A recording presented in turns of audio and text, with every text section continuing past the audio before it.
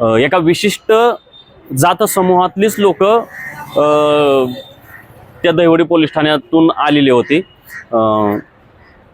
तर मी बोलून बी दाखवलं नंतर प्रवासामध्ये की तुम्ही सगळे दराडे खाडे सानप असेच कसे काय आहात।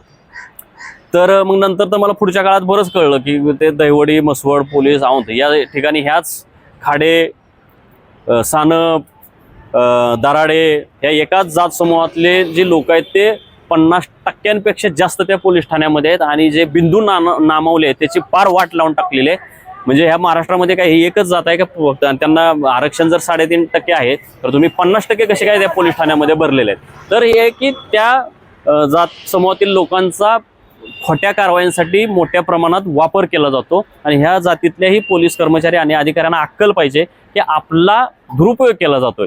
आणि असेच शिंगाडे ज्या जात समूहातला आहे धनगर म्हणजे जो माझ्याच जातीतला आहे तर त्या धनगर समाजातले सुद्धा पोलीस अधिकारी आणि कर्मचारी बावळट मला अनेक जण भेटले। त्यांना अक्कला पाहिजे की आपण बेकायदेशीर कृत्य आपल्याच समाज बांधवांवर करत आहोत। त्या विश्वास शिंगाड्यांनी त्याला कुठलाही लेखी आदेश नसताना म्हणजे